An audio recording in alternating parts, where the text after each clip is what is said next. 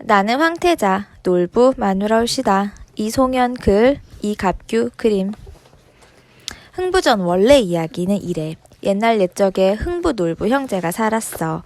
형 놀부는 욕심도 많고 심보가 고약했어. 재산을 물려받고 일도 많이 해서 부자가 되었지. 동생 흥부는 심성이 착했어. 하지만 자식을 아주 많이 낳아서 아무리 일을 해도 점점 더 가난해졌지 뭐야.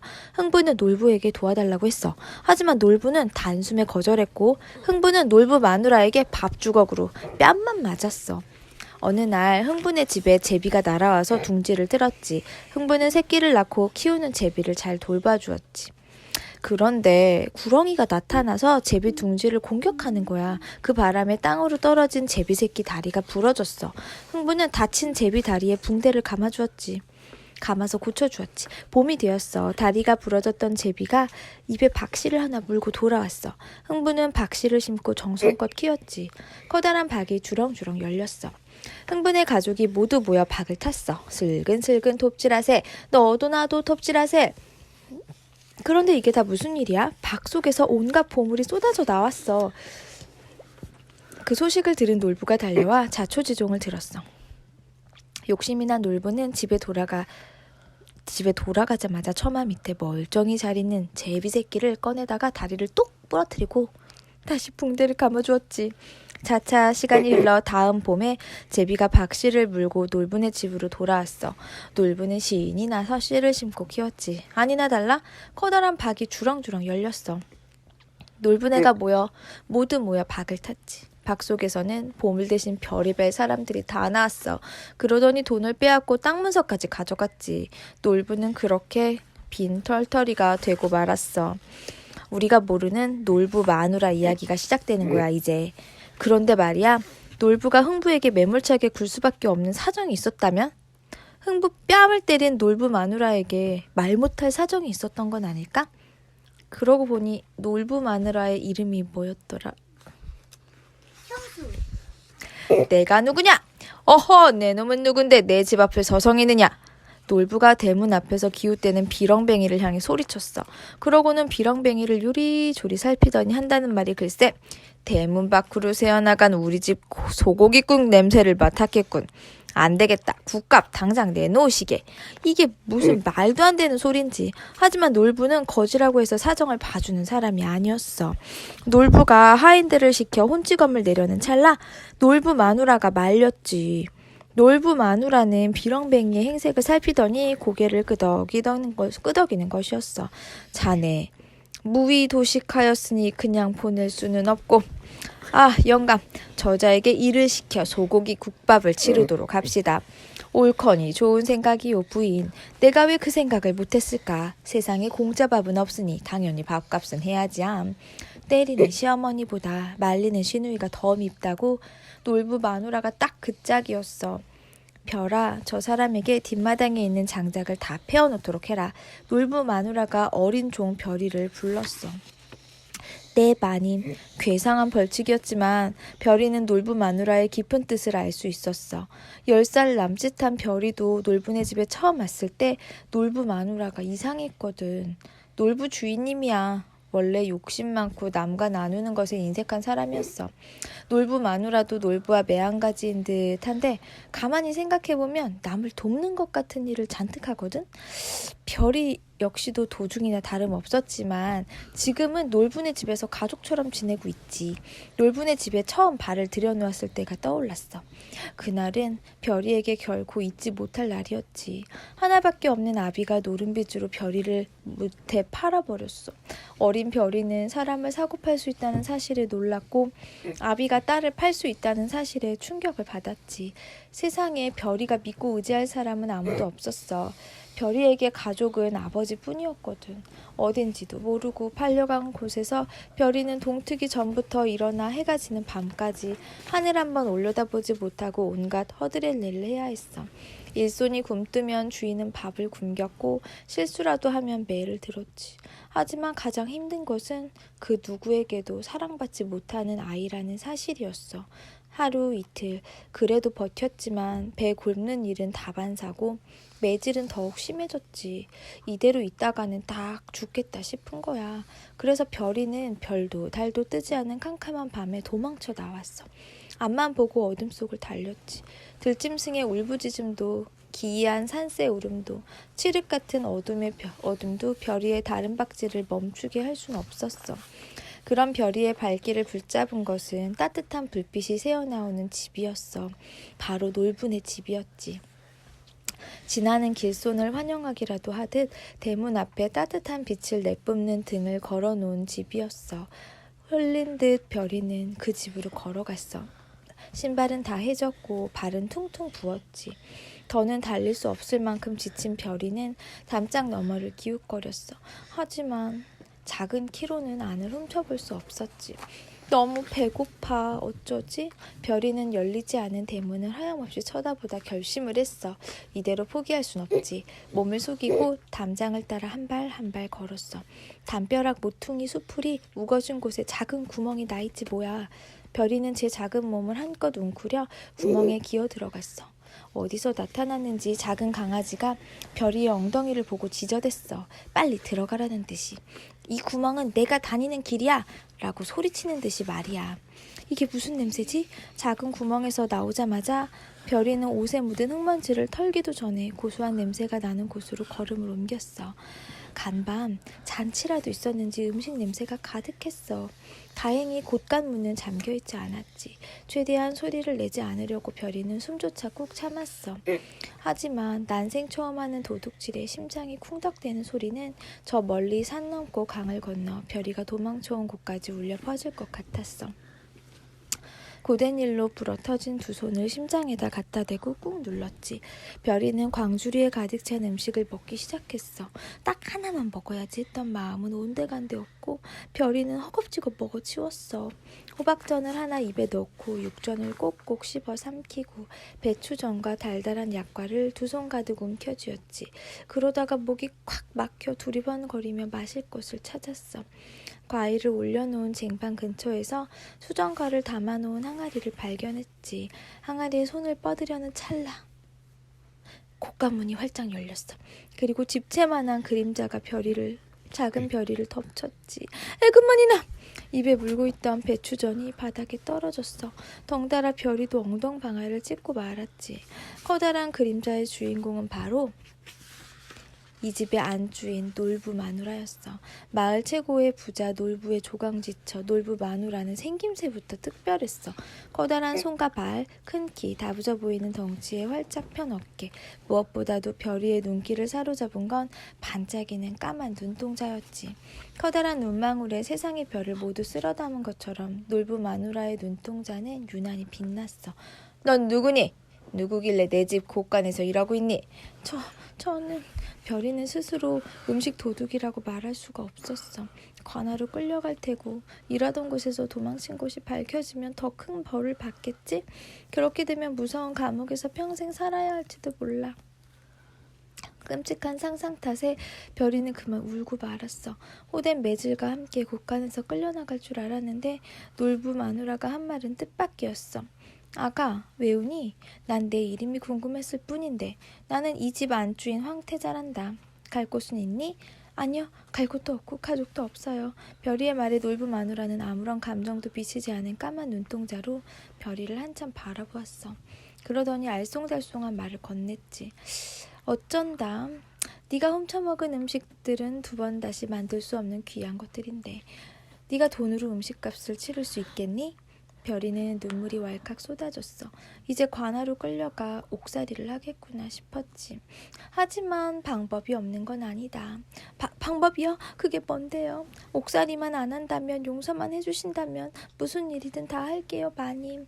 놀부 마누라는 눈물로 얼룩진 별이의 얼굴을 가만히 보더니 덤덤한 목소리로 말했어.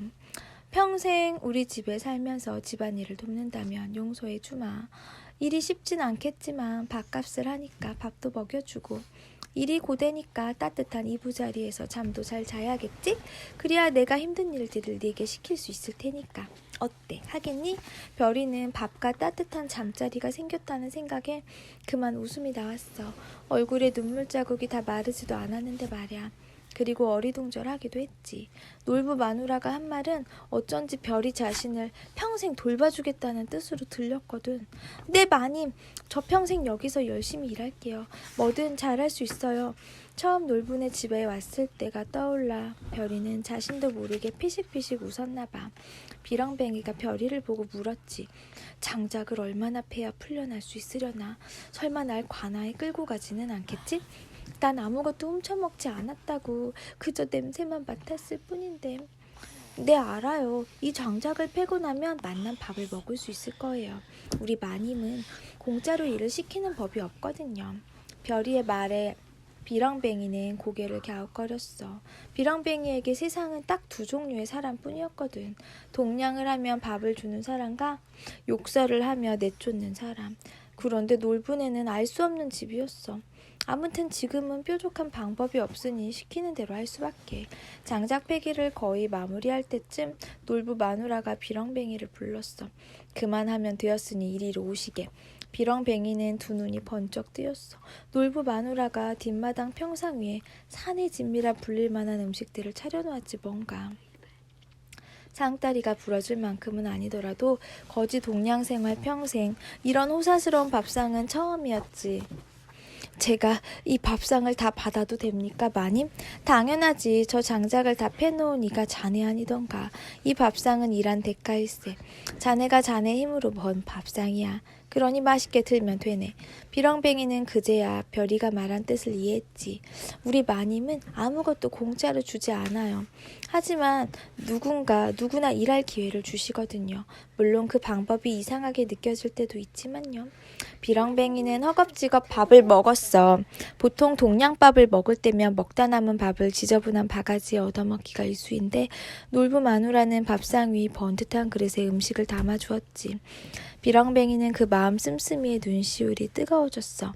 그 바람에 사례가 들려 기침을 하는데 놀부 마누라가 흉흉 한 대접을 비렁뱅이 옆으로 슬쩍 밀어주었지. 자네 앞으로 배가 고프거든. 우리 집으로 와서 장작을 좀 패주게. 별이는 놀부 마누라와 장날 구경 나오는 날이 가장 즐거웠어. 주인 마님의 손을 잡고 장터를 돌아다닐 때면 자신이 마치 놀부의 외동딸이 된 기분이었지. 놀부 부부는 아이가 없었거든. 아이를 낳지 못하면 칠거지약 중 하나라며 서방에게 버림을 받고 내쫓겨도 어쩔 수 없는 것이 조선의 풍습인데 어찌된 영문인지 놀부는 제 안사람과 사이가 좋았어. 놀부가 말하길 나쁜 부인은 아이를 낳지 못하는 이가 아니라 집에 가만히 앉아 밥만 축내는 사람이라고 했지. 남녀노소 구별 없이 일하지 않고 밥숟가락 뜨는 자를 병적으로 싫어했어. 가만 보자. 별이가 이제 이름을 쓸 수 있게 되었으니 상을 줘야겠지? 놀부 마누라가 별이의 손을 이끌고 댕기파는 좌판으로 향했어. 설렌 마음에 별이는 제자리에서 좋아라 깡충거렸지. 놀부 마누라가 그런 별이의 모습을 보고 환하게 웃을 때였어. 와장창 소리와 함께 한 여인이 흙바닥으로 굴렀어. 말똥구리가 굴러도 이보다는 나을 거야. 말똥구리는 적어도 제 의지대로 구르니까.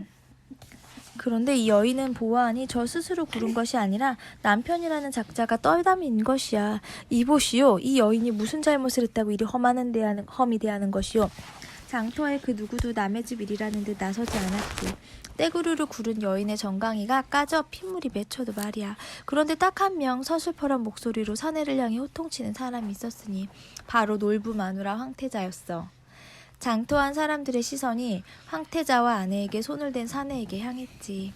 뭣도 모르는 한 여자가 어디 겁없이 남의 집 일에 나서는 거요. 나서길 썩 물러가시오. 험한 꼴 당하기 전에. 하지만 사내의 흑박에 겁을 먹을 황태자가 아니었지. 황태자는 허리춤에 묶어놓은 끈을 풀더니 치맛자락을 주섬주섬 모아 단단히 고정했어. 모르는 사람이 본다면 저 안하기 힘 좀 깨나 쓰려나? 씨름장사처럼 씨름이라도 한판 할 모양인가 했을 거야. 겁먹은 사람은 황태자도 자기 부인을 험하게 대한 사내도 아니고 말똥구리처럼 굴은 여인이었어. 제발 부탁이니 그냥 가던 길 가세요. 제 남편은 화가 나면 닥치는 대로 때려 부숩니다. 어서 피하세요. 여인의 간곡한 부탁에 황태자는 더욱 물러설 수 없었지. 황태자는 쿵쿵 한 발, 두 발, 사내의 코앞까지 바짝 다가가 큰 소리로 외쳤어요. 남자는 하늘이요, 여자는 땅. 황태자의 말에 누군가가 무릎을 치며 옳거니 하고 장단을 맞췄어. 별이는 살짝 실망했어. 결국 우리 마님이 지겠구나. 그러나 황태자는 눈 하나 깜빡이지 않고 다 말을 내뱉었어. 당신은 이 말의 깊은 뜻을 아시오? 말똥구리 여인의 남편이 버벅대며 당황했어. 기침 한번 하더니 주절됐지. 남자는 하늘이니 그 아래 바닥에 있는 여자는 땅처럼 납작 엎드려 있어라. 뭐 이런 뜻이지. 그러니 사내 대장부 일에 나서지 마시오. 갑자기 황태자가 미친 듯이 웃기 시작했어. 커다란 눈망울에 눈물이 맺힐 정도로 말이지. 구경하는 사람들 모두 영문을 모르고 황태자만 쳐다보았어. 옛 어른들은 이 말을 빌려 지아비를 잘 모시는 것이 여인의 도리라는 가르침을 주셨소. 하지만 말 그대로 남자는 하늘, 여자는 땅이라 칩시다. 세상이 하늘과 땅이 공존해야 하는 곳이라면 응당 세상을 만들어가는 존재 또한 남자만이 아니오. 남자와 여자가 공평하게 마음을 모아 함께 잘 살아내야 하지 않겠소. 별이는 그 말의 뜻을 정확히 이해할 수 없었지만 마님이 이치 어긋난 말을 하는 게 아니라는 것은 알 수 있었어. 왜냐하면 장터 사람들이 고개를 끄덕이고 어떤 안악들은 작게 손뼉을 쳤거든. 하늘인 남자가 위를 잘 받치고 있어야 한다면 여자 역시 아래를, 지아비가 밟고 선 땅을 단단하게 만드는 것이 제 몫이 아니오. 그러니 여자의 역할이 남자의 역할보다 못할 것도 없고 쉬운 것도 아니란 말이오. 그러니 당신의 안사람을 그리 함부로 대한다면 그 누가 당신을 존중하겠소. 안 그렇소? 구경하던 무리 여기저기에서 맞소! 안사람을 함부로 대하지 마시오! 못난 사내가 망신을 다 시키는구랴! 하는 소리가 터져 나왔어. 별이는 마님의 치맛자락을 살며시 붙잡았지. 제 어미라도 되는 양 말이야. 마님의 당당한 태도에 제 어깨까지 솟을 대문처마 자락처럼 휘릭 치솟는 기분이었거든. 마님의 당당한 태도에 제 어깨까지 솟을 대문 처마자락처럼 휘릭 치솟는 기분이었거든. 놀부 마누라 최고다! 누군가가 외쳤어. 그러자 놀부 마누라는 사람들이 몰려있는 곳을 향해 활짝 웃으며 어깨를 반드시 펴고 서서 외쳤지. 내 이름은 황태자요. 놀부 마누라가 아닌 황태자! 놀부 마누라 이름이 뭐라고? 황태자. 밥동양, 간밤, 담을 넘어 소식 하나가 놀부네 집에 흘러들었어. 흥부네가 또 갓난아이를 낳았다는 소식이지 뭐야. 복도 많지, 복도 많아. 흥부네는 자식 복이 넘쳐나네. 한데 그 복이 온전한 복인가?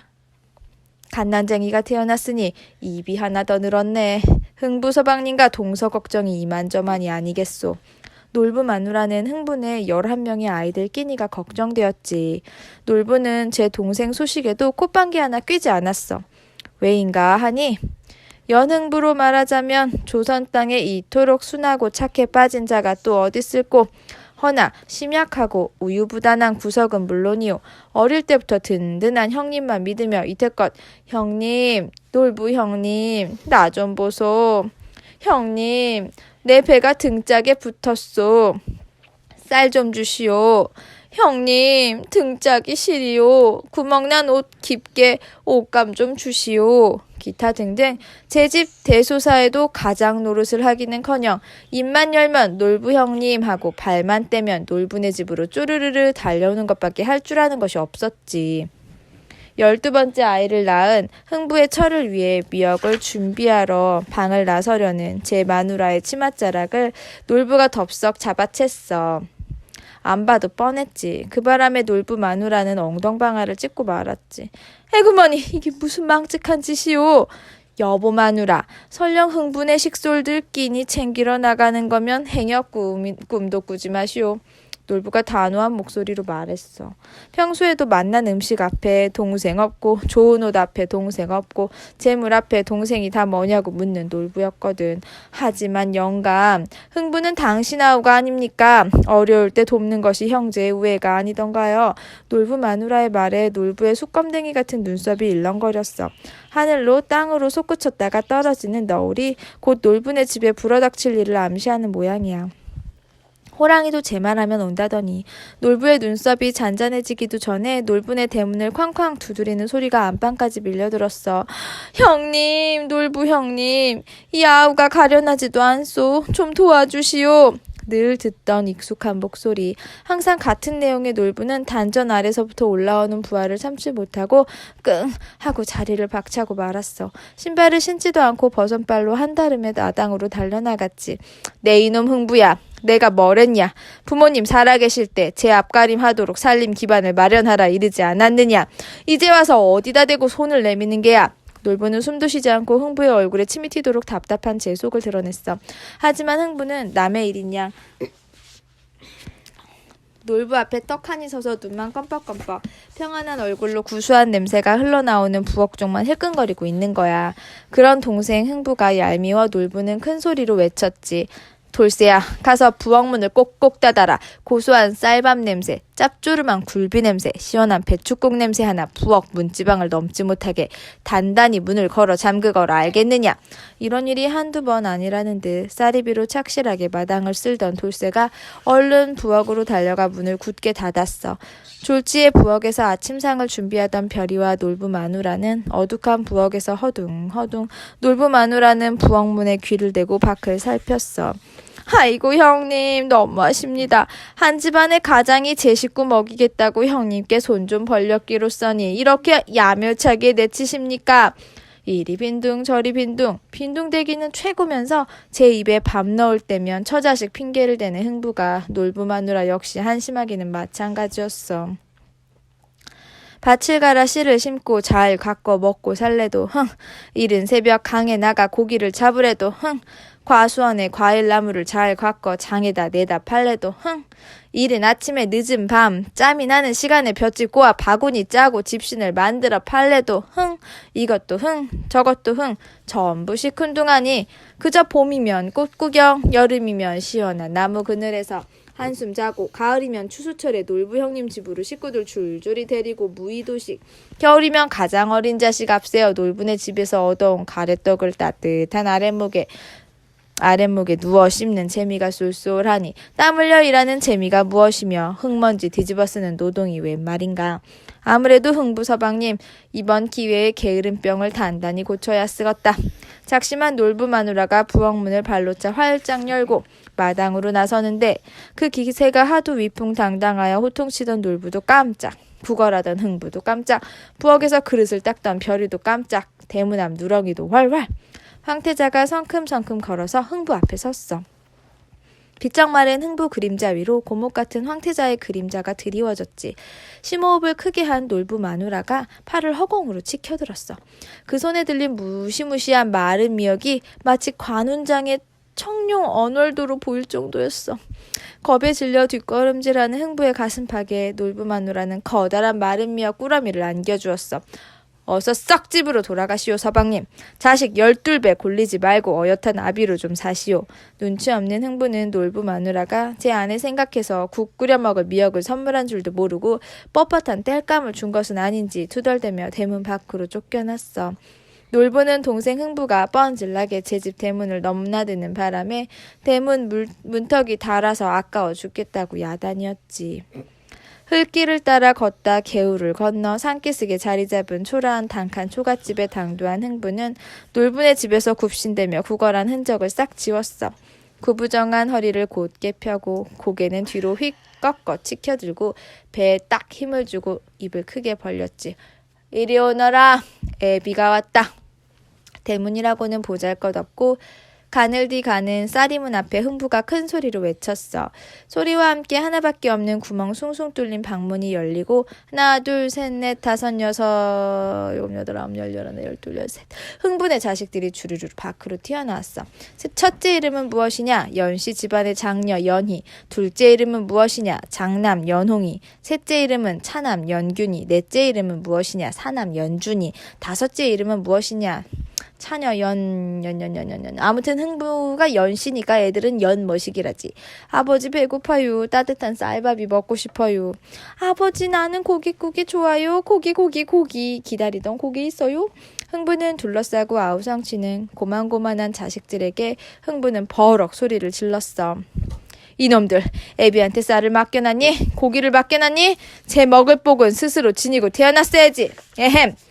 말이 될 법한 호통인가 엉금엉금 기어서 나온 동생을 품에 안은 첫째 연희가 한숨을 쉬었어. 아버지, 집에 먹을 것이 하나도 없어요. 뒷산에 가서 땔감이라도 해서 장에 내다 팔아요. 팔아서 동생들 먹일 쌀도 사고 찬거리도 사요. 연희의 말에 흥부의 얼굴이 종이장처럼 구겨졌지. 땔감을 하려면 험한 뒷산에 땀 흘리며 올라야 하는데 그러다 뱀을 만나면 어쩌고. 운이 좋아 뱀은 안 만나더라도 행여나 헛발 디뎌 구르기라도 하면 약값이 더 들 터인데. 흥부는 12명의 자식을 쭉 둘러보았어. 흥부가 가진 것이라고는 자식 12, 남부럽지 않은 12. 지금은 비록 어리지만 이 다음에 크면 밭을 갈고 논을 메고 고기를 잡고 땔감을 해오고 장에 가서 물건을 팔고 과수원에서 품앗이로 돈을 벌어올 아이들이 자그마치 12. 놀부 형님과 형수님이 딱 하나 가지지 못한 것이 있었으니 바로 든든한 자식이 아닌가. 옳거니 좋은 생각 났다. 얘들아, 애비랑 잔치집 가자. 앞장 세워 걸리고 등에 업고 품에 안고 손을 잡고 뛰고 기고 도착한 곳이 있었으니 바로 다름 아닌 놀부네 집이었어. 쫓겨난 지 얼마나 되었다고? 흥부는 자식 12를 세워놓고 놀부네 대문을 또다시 요란하게 두드렸지. 이리 오너라. 흥부가 연씨 집안 자손들과 형님께 문안드리러 왔다. 핑계도 가지가지. 대문이 열리자 흥부는 자식들을 마당으로 밀어 넣었어. 등 떠밀려 헛발 디딘 아이, 제 발에 걸려 넘어진 아이, 넘어진 아이에 걸려 나뒹구는 아이, 그 아이를 일으키려는 아이, 우는 아이, 웃는 아이가 놀부네 마당에 꽉 들어찼어. 난데없는 풍경에 대청마루에서 점심을 먹으려던 놀부 내외는 절로 입이 벌어졌지 뭐야. 형님, 형수님, 이 어린 것들이 굶고 있는데 그 밥이 넘어가십니까? 조카들이 불쌍하지도 않소. 11명의 아이들 눈동자가 일제히 놀부 밥상 위로 날아왔어. 하얀 쌀밥을 고봉으로 퍼담은 밥공기를 시작으로 간장, 종지, 된장국, 노릇노릇 굴비를 뛰어넘어 따뜻한 숭늉이 담긴 대접까지 까만 눈동자들이 대굴대굴 굴러다녔지. 그런데 딱 하나 흥분의 첫째 연희만 제 발끝을 보고 있지 뭔가. 놀부 마누라는 13살 난 계집아이 연희를 물끄러미 바라보았어. 밥 달라 아우성치는 제 아비와 허락도 받지 않고 남의 밥상머리에 코를 박고선 제 동생들이 부끄러웠을까? 연희의 귀는 새빨갛게 물들었지. 석류속보다 더욱 여리고 빨갛게 말이야. 놀부 마누라는 그런 연희가 안쓰러웠어. 다정하게 다가가 안아주고 싶었지. 아가, 연희야, 이 부끄러움은 내 몫이 아니란다. 내가 고개를 땅에 떨궈야 할 이유는 세상 천지 어디에도 없단다, 아가. 하지만 연희는 제 아비 흥부와 다른 아이였어. 가난이 부끄러운 것은 아니지만 할 일 없이 빌어먹는 일은 잘못이라고 생각했지. 제 아비가 자신의 게으름을 떨치기도 전에 매번 형 놀부에게 빈손을 불쑥불쑥 아무렇지 않게 내미는 것이 옳지 않다는 이치를 알았거든. 에잇 고얀 놈, 아비라는 작자가, 가장이라는 녀석이. 어허! 부하가 난 놀부는 흥부를 무시하고 방으로 들어가 버렸어. 놀부는 생각할수록 화가 치밀었지. 부모님이 건강한 몸을 물려주셨건만 어찌하여 흥부는 제 손으로 벌어먹을 궁리는 안 하고 빌어먹을 생각만 하는 것인지. 평범한 집안의 가장으로 태어나 남보다 잘 살려면 남보다 많이 일해야 한다고 믿는 놀부였어.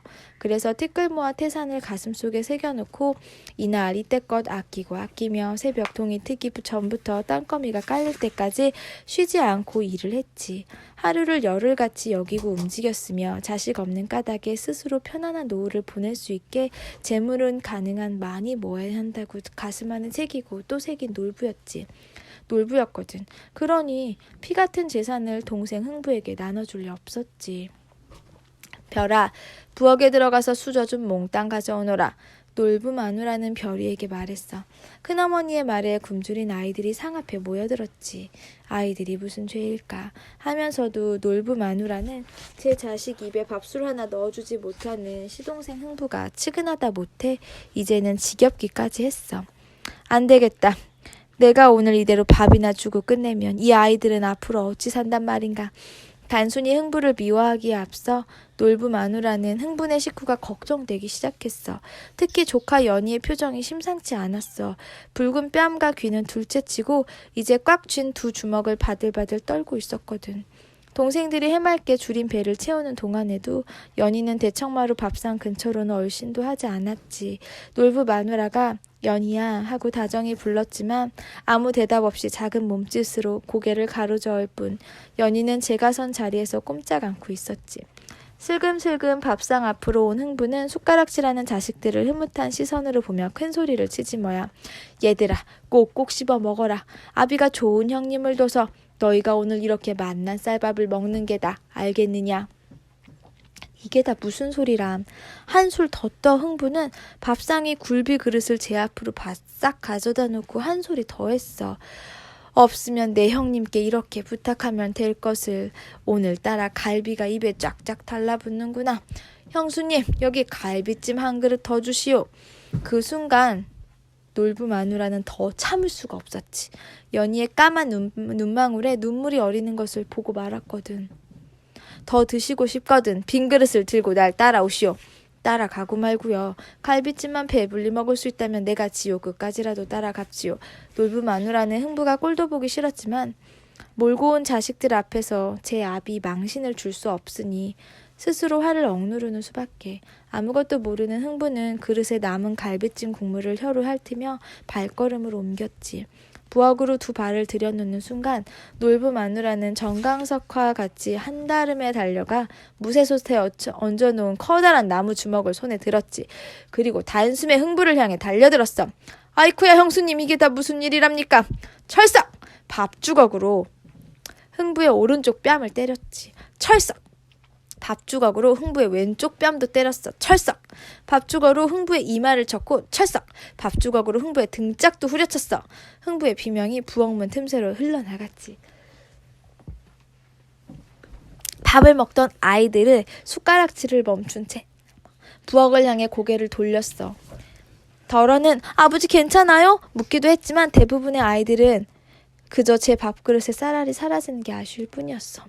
놀부 마누라는 문 틈새로 보이는 연희를 가리키며 엄살 떠는 흥부에게 말했어. 아프긴 아픕니까? 흥부 서방님, 연희를 보세요. 저 어린 것이 염치도 알고 수치도 압니다. 어린 딸의 자존심을 지켜야지 아비가 되어서 뭐 하는 갭니까?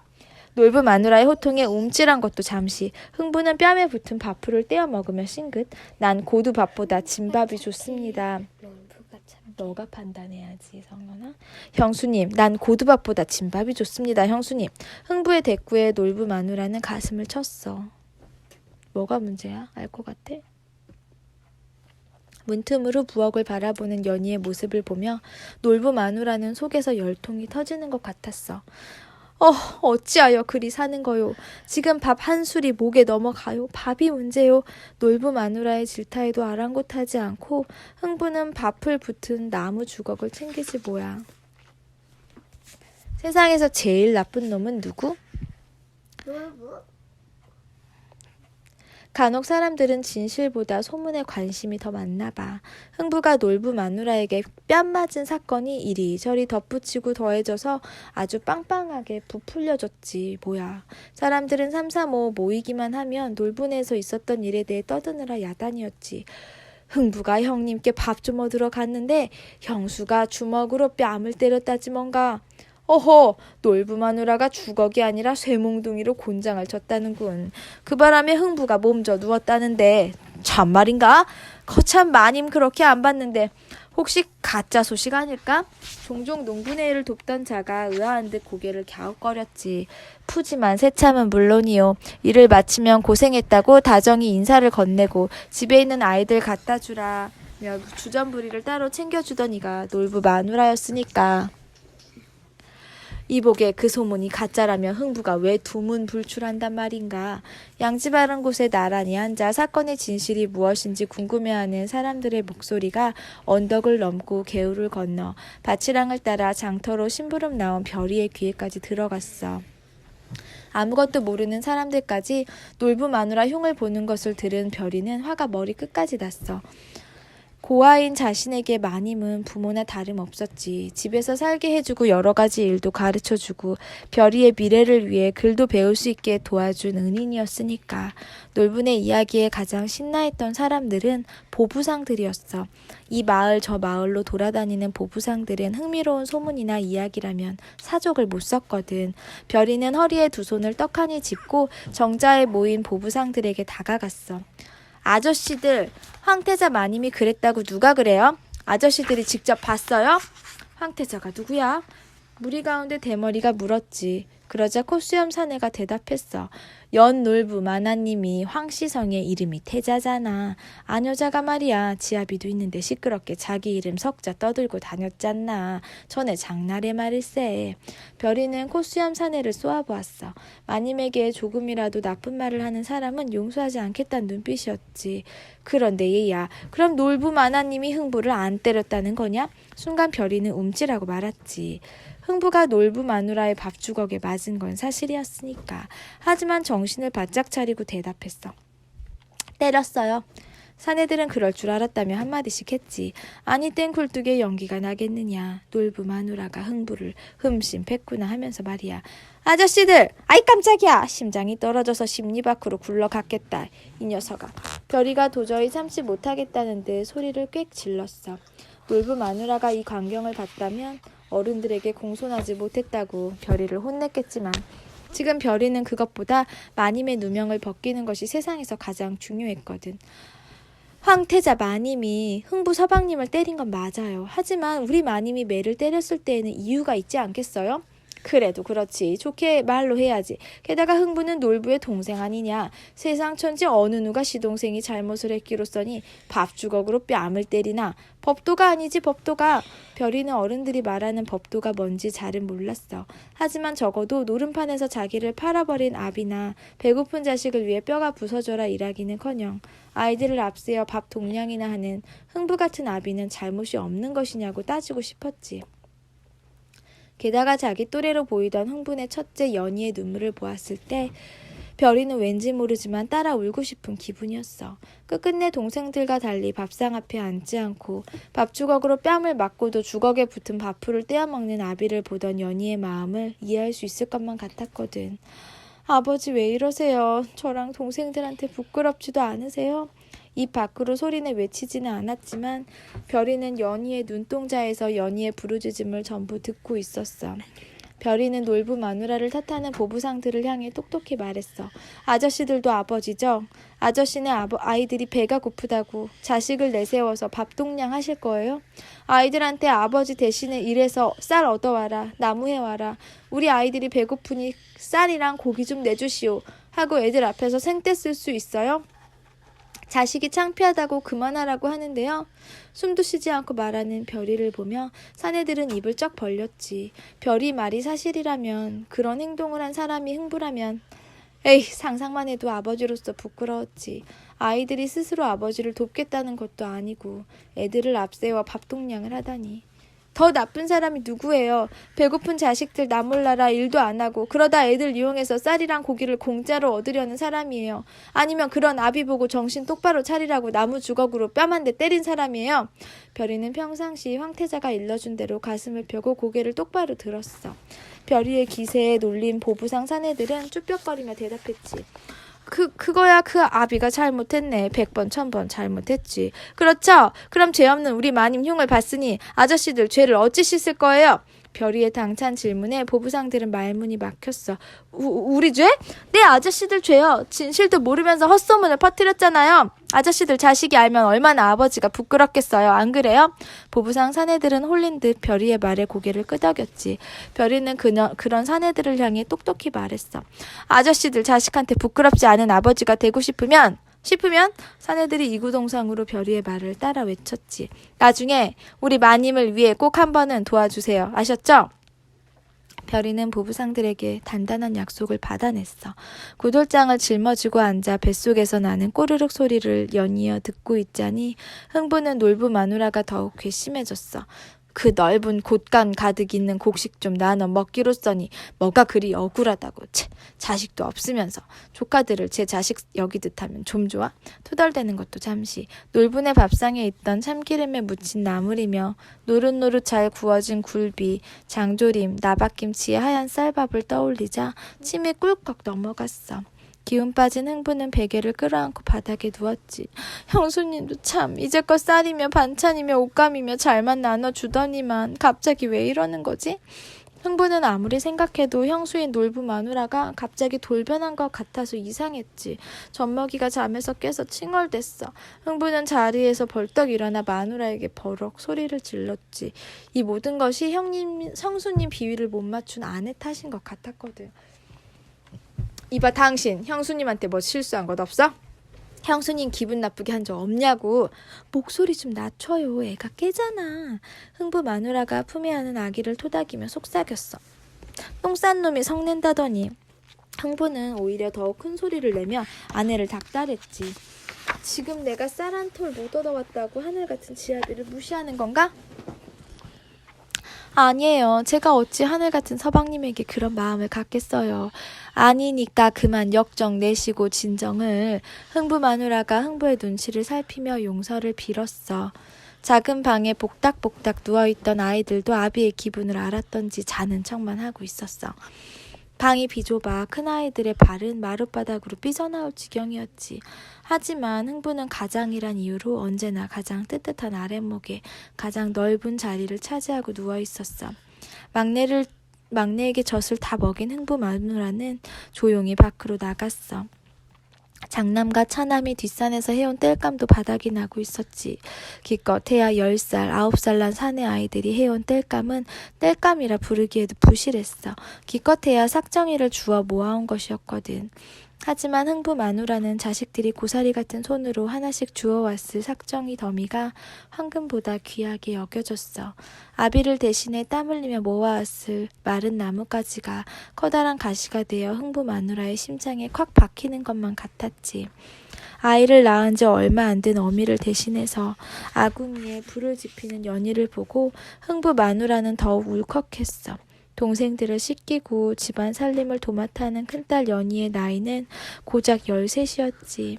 난 13세 그네를 뛰며 한창 뛰어놀았는데 우리 딸 연희는 그네라도 실컷 뛰어봤으려나? 흥부 마누라는 연희의 작은 등을 보며 생각했지.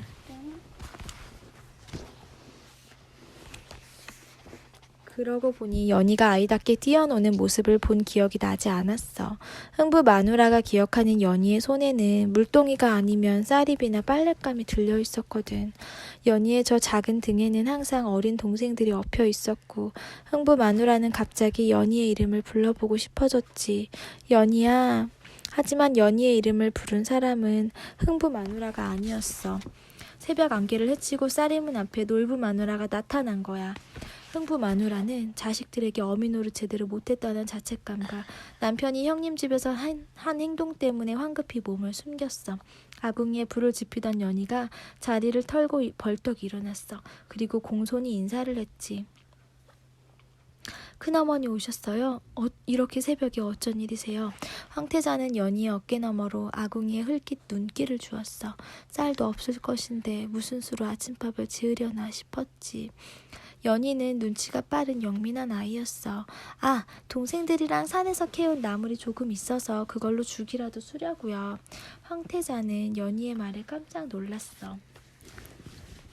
저 작은 아이가 동생을 위해 이른 새벽에 일어나 끼니를 준비하는 것도 대단한데 나물 죽을 만들다니.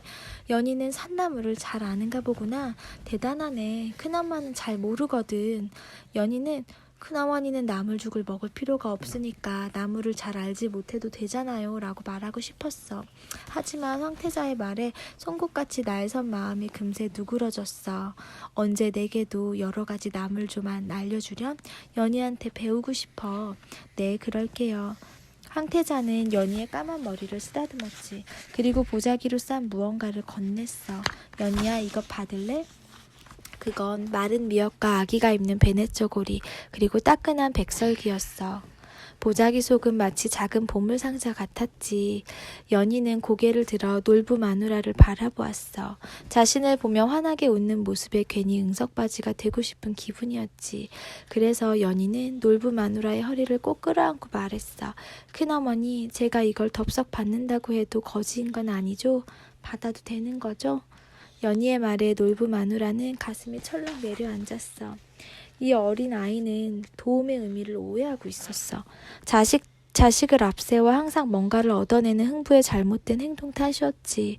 그럼 이건 그냥 내 선물이야. 미역은 아기 낳은 엄마한테 주는 선물이고 베넷 쪼고리는 우리 연희 막내 동생에게 주는 선물이지. 그리고 백설기는 새 식구를 맞이한 연희와 동생들에게 앞으로 막내 동생이랑 잘 지내라고 큰엄마가 부탁하는 거야. 연희는 연신 고개를 끄덕이며 황태자의 품 안으로 파고들었어. 황태자는 힘을 주어 연희의 작은 등을 토닥토닥 두드려줬지. 그제야 연희는 고개를 들고 배시시 웃었어. 붉게 상기된 볼이 약간은 수줍은 듯도 했지.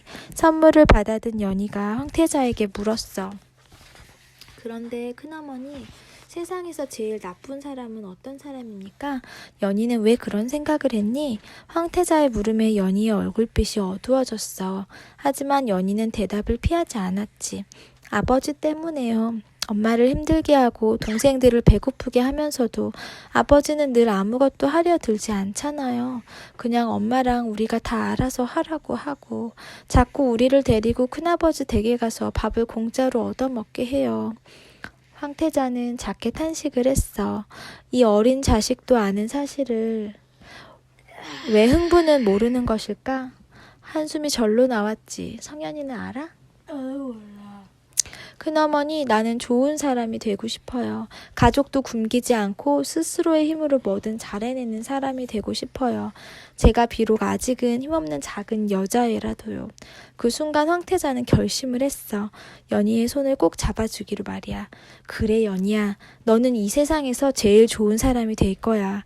그러기 위해서 무엇을 먼저 해야 할까? 쌀밥보다 소중한 것. 부인, 연희가 왜 우리 집에서 저러고 있는 거요? 이른 아침 일꾼들과 새벽일을 마치고 온 놀부가 우물가에서 커다란 무쇠솥을 닦고 있는 연희를 보고 놀란 모양이야. 놀부 마누라는 별일 아니라는 듯 가볍게 어깨를 으쓱했어. 연희 옆에서 별이도 아침상에 올릴 채소들을 씻느라고 여념 없었으니까. 제 밥값을 벌겠다기에 일감을 주었을 뿐입니다. 허허, 죄아비보다 낫구려. 그래도 그렇지 기왕지사 밥값을 줄 거면 힘든 밭일을 시킬 수도 있는 장남 연흥이를 데려오지. 조카를 돕는 데에도 제 입속을 따지는 놀부의 한결같은 모습에 놀부 마누라는 휘식 웃고 말았어. 영감, 여자아이라고 연희를 가벼이 봐선 안 됩니다. 사람은 누구나 제 밥값을 하며 살지요. 연희도 이제 열하고도 셋입니다. 저 스스로 밥벌이를 하겠다고 방법을 찾아왔어요. 제 몫에 큰일을 해낼 테니 염려 마시오. 놀부 마누라는 우물가에 나란히 쪼그리고 앉아 각자 맡은 일을 묵묵히 해내는 연희와 별이를 바라보며 흐뭇하게 웃었어. 지금은 제법 버거운 무게의 솥단지를 닦는 작은 손이 안쓰러워 보일지는 모르겠지만 시간이 흐르면 아이의 작은 손은 세상을 살아가는 요령을 터득한 단단한 손이 될게 불보듯 뻔했으니까. 며칠 전 새벽 놀부 마누라가 흥분의 집으로 찾아갔을 때 연희가 말했지. 아버지같이 공짜로 뭔가를 바라는 사람이 되지 않을 거예요. 힘들어도 제 손으로 돈을 벌고 싶어요. 그 돈으로 동생들을 먹이고 제 앞가림을 하고 싶어요. 놀부 마누라는 세상 어떤 풍파도 이겨낼 수 있는 단단한 굳은 살이 아이들의 손에 잘 자리 잡길 바랄 뿐이었지. 놀부 마누라는 제 손을 물끄러미 바라보았어. 풍족한 집안에서 무남 동녀로 자랐지만 황태자의 부모는 그 어떤 것도 손쉽게 딸의 손에 공짜로 쥐어주는 법이 없는 사람들이었지. 아버지, 어머니, 난 길에서 주워온 아이인가요? 왜 그리 생각하니, 대자야? 다른 집 부모님들은 제 아이에게 무엇이든 좋은 것을 주려고 애를 쓰잖아요. 그런데 어머니랑 아버지는 제게 호박엿 하나를 주실 때도 엿값을 하라며 심부름을 시키고 제가 갖고 싶은 댕기가 있어도 그 댕기값의 반을 마련해야만 사주시니까요. 주워온 아이가 아니라면 어찌 그런 대접을 받습니까? 어린 태자의 투정에 부모님은 큰 소리로 웃을 뿐이었어. 그리고 태자에게 평생 가슴에 지니고 살아야 한다며 한 가지를 알려주었지. 태자야, 세상에 공짜는 없단다. 내 힘으로 하나씩 이뤄가야 진짜야. 네가 여자라고 해서 아비의 그늘에 혼인을 해서는 남편의 그늘에서 아무것도 하지 않고 의지만 한다면 세상에 온전한 내 것은 없단다. 그렇게 어릴 때부터 태자는 제 부모에게 쌀밥보다 소중한 것을 배웠어. 땀 흘려 일하는 가치와 세상에서 여자라서 못하는 일은 없다는 것. 그리고 모든 사람은 다 평등하다는 사실을 말이야.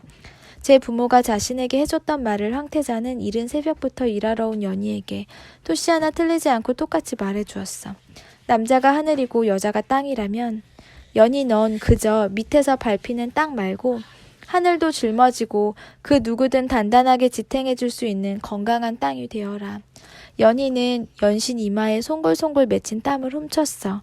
설거지할 그릇이 산더미 같았지만 이상하게 하나도 힘들지 않았어. 집에서라면 있을 수 없는 일이 놀부네 집에서는 흔한 풍경이었어. 흥부는 아들과 딸을 차별해서 딸들과는 겸상하지 않았지. 연희도 을에 그것이 당연하다고 여기며 살았거든. 그런데 여기서는 아니었어. 아침을 먹으려고 밥그릇을 따로 들고선 연희에게 놀부 마누라가 의아하다는 듯 물었어. 연희야, 이리 와서 같이 밥 먹어야지. 혼자 거기서 서서 뭐하니? 전 괜찮은데. 심지어 놀부 큰아버지도 빈 옆자리를 손으로 톡톡 두어 번 두드리지 뭐야. 어서 옆에 와서 앉아 밥 먹으라는 신호였지. 괜찮기는 시간이 금이다. 얼른 먹고 일해. 13시라니 장남 연흥이보다 더 열심히 일해야 한다. 세상에 공짜는 절대 없으니. 에헴. 놀부가 밥을 크게 한술 떠서 입안에 넣으며 말했어. 머뭇거리는 연희의 앞으로 숭늉사발을 든 별이가 지나치더니 냉큼 놀부 마누라 옆자리에 가서 앉았어. 별이는 놀부네에서 일하는 아이인데 주인 어른과 겸상을 하다니 연희는 충격을 받았지. 하지만 놀란 사람은 연희뿐이었어. 빨리 와서 함께 먹으래도 식구는 원래 같은 상에서 얼굴을 마주하고 밥을 먹는 거다. 그래야 기운내서 일을 더하지. 놀부가 연희에게 말을 건넸어. 늘 아버지 흥부에게서 형님 부부는 욕심이 많아. 혼자 그 많은 재산을 다 갖고도 내게 한 푼도 나눠주는 법이 없지. 라며 흉만 들었던 연희에게 큰아버지 놀부의 말은 낯설고 당황스러웠어. 어쩌면 아버지의 말만 듣고 큰아버지 놀부를 오해하고 있었을지 모른다는 생각이 들었던 거야. 밥을 다 먹고 연희는 제 곁에서 함께 설거지를 하는 별이에게 조심스럽게 물었어. 저기 별아, 넌 항상 주인 어른, 그러니까 우리 큰아버지, 큰어머니랑 같이 밥을 먹니? 응, 왜? 이상해?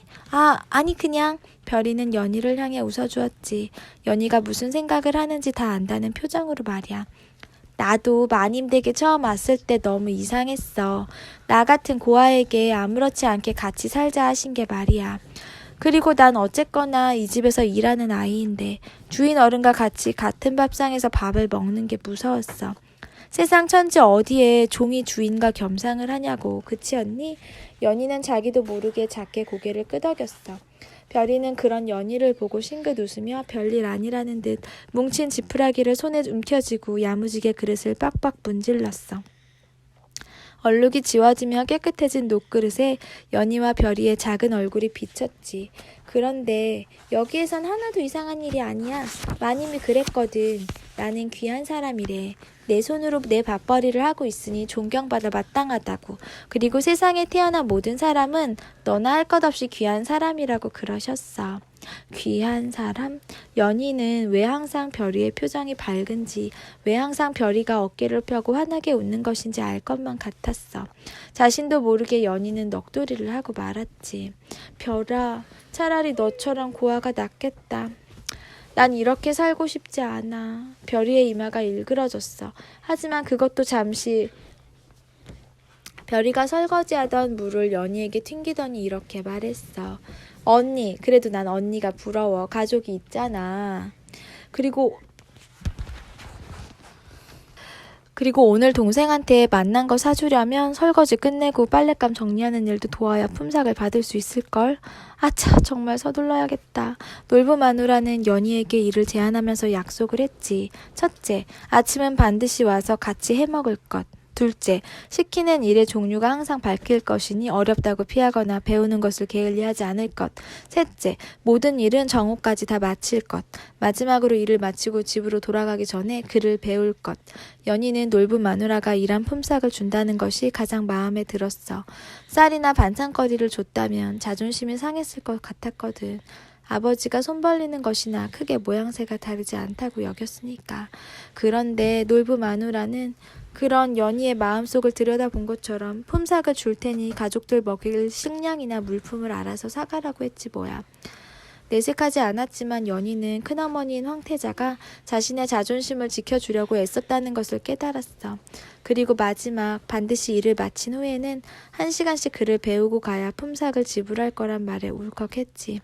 그 누구도 계집아이인 자신에게 글을 배워라, 내 이름 석자를 쓸 수 있는 사람이 되어야 한다고 일러주지 않았거든. 글을 배워라. 그래야 세상의 이치를 깨달을 수 있고 더 넓은 세상에 나갈 기회도, 지혜를 넓힐 기회도 얻게 되는 거야. 알겠니, 연희야? 배움에는 남녀가 없단다.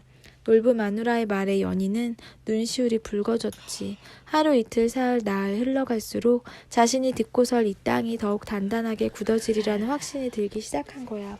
연희의 작은 가슴 속에서 말이지. 제비연 빛날희. 연희는 시전으로 향하면서 머릿속으로 오늘 처음 배운 제 이름자를 기억하려고 몇 번이고 발걸음을 멈추고 허공에 손을 들어 글자를 적었어. 익숙치 않은 탓에 그렸다고 하는 것이 더 맞겠지만 연희는 제 이름이 너무 곱고 좋았어. 아저씨, 거기 있는 인절미 주세요. 전부 다 줄까? 연희는 큰어머니인 놀부 마누라에게 받은 복주머니를 만지작거렸어. 처음 제 손으로 번 돈이라 어떻게 써야 잘 쓰는 것인지 알지 못했지. 최대한 아껴서 혹시 다음에 큰돈이 필요할 때 쓸 수 있었으면 좋겠다는 생각뿐이었어. 아니요, 그냥 식구대로 사갈게요. 13개만 주세요. 알겠다, 13개. 떡장수가 콩고물에 잔뜩 버무린 인절미를 세기 시작할 때였어. 아니요, 아저씨, 14개 주세요. 연희는 주머니에서 돈을 꺼내 셈을 치렀지. 제 손으로 번 돈으로 가족들이 먹을 떡을 산 거야. 아직 말랑말랑한 인절미를 입에 넣기도 전인데 괜스레 배가 불러오는 것만 같았지. 연희야, 먹을 거를 살 때 식구들 것만 사면 안 된다. 반드시 내 목도 꼭 사도록 해. 놀부 마누라의 목소리가 연희의 귓가에 맴돌았지. 그래서 연희는 잊지 않고 제 몫을 챙길 수 있었던 거야. 뜨시고 만난 것이 있으면 부모, 특히 이 집안의 가장인 아비가 먼저다. 잊지 마라. 그게 효의 기본이니라. 흥부의 입버릇 같은 말에 익숙한 연희였지만 오늘은 큰어머니의 말에 따르고 싶었어. 너 스스로를 잘 살피고 귀하게 여겨야 가족도 남도 너를 귀히 여긴단다. 내 부모도 내가 남들에게 사랑받고 귀한 사람이 되길 바랄 게다. 그러니 어찌해야겠니? 연희 너 스스로를 먼저 생각하고 빼먹는 일이 없도록 해야 한다. 저녁거리와 떡꾸러미를 들고 집으로 돌아가는 길, 연희는 오늘 하루 쌀밥보다 소중한 것을 배웠다고 중얼거렸어. 찢어진 복주머니. 놀부네 부부가 일찌감치 저녁상을 치우고 여유롭게 차를 마시고 있을 때였어. 누군가 놀부네 대문을 부서져라 두드려댔지. 쿵쾅쿵쾅. 찻잔을 들던 놀부의 손이 달달달 떨렸고 쿵쾅쿵쾅. 콧가루로 만든 다식을 입에 넣고 막 씹으려던 황태자는 제 혀를 꾹 깨물고 말았지. 에구머니, 이게 다 무슨 소리래요.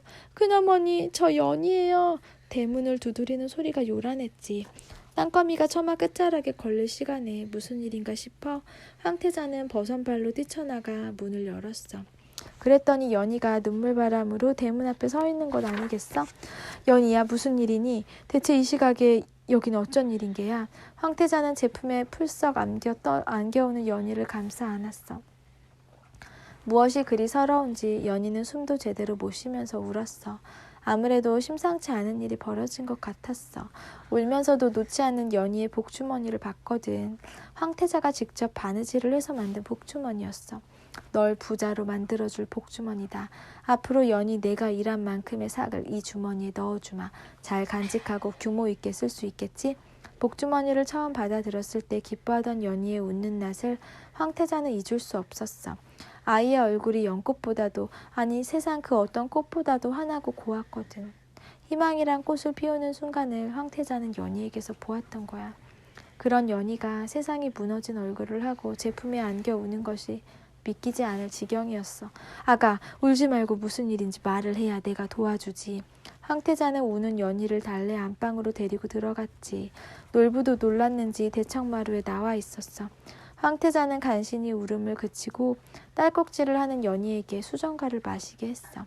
수정과 한 모금을 마신 연희는 대접에 동동 떠있는 꽃 모양의 곶감 고명을 보더니 다시 울음을 터뜨렸어.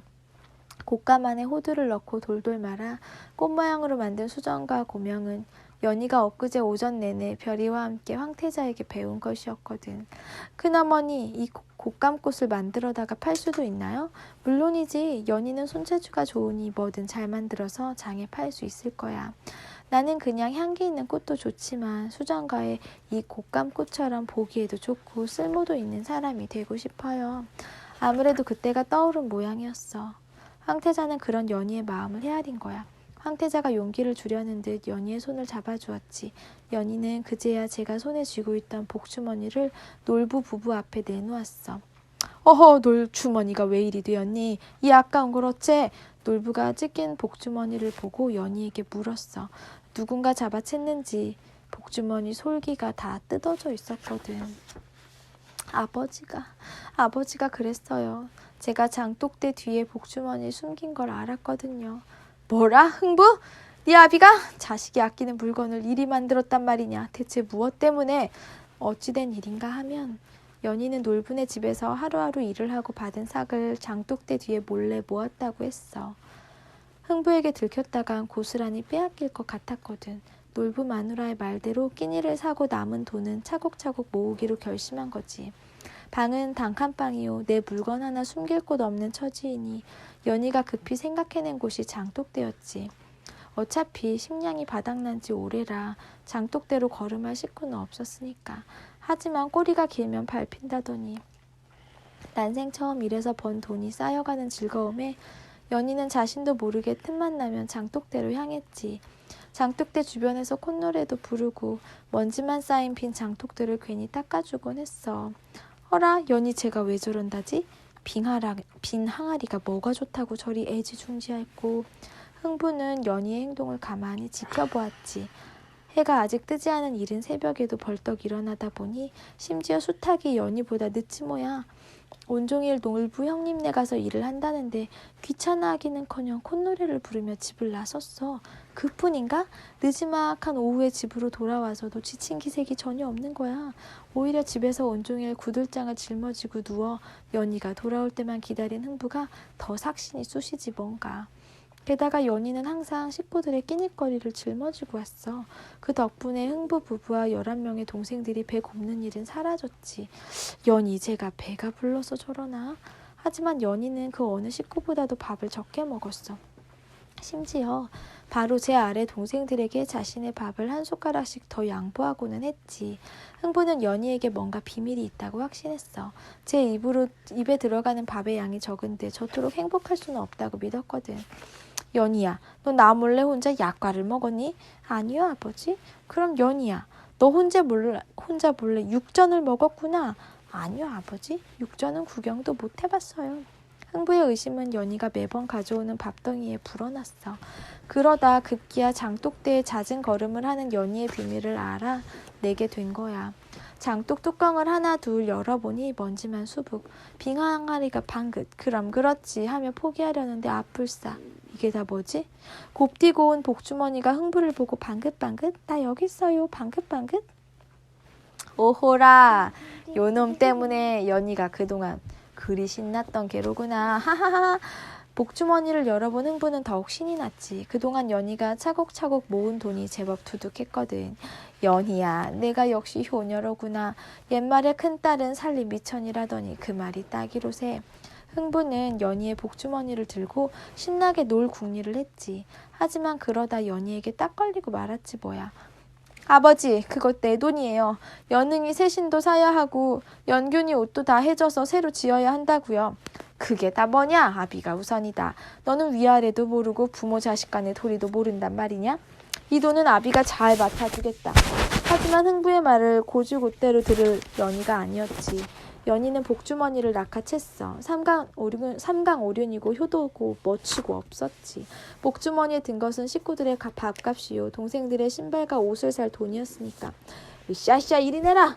아니래요. 복주머니가 오른쪽 왼쪽 위로 아래로 왔다 갔다 뿌지직 뿅. 결국 연희의 복주머니는 찢어지고 말았지. 이를 어쩌면 좋죠 영감. 황태자의 미간이 일그러질 대로 일그러졌어. 어쩌긴 뭘 어째요. 다 그게 그놈 흥부의 팔자지. 아랫목에 앉은 놀부도 곰방대로 애꿎은 서탕만 탁탁 두드릴 뿐이었어.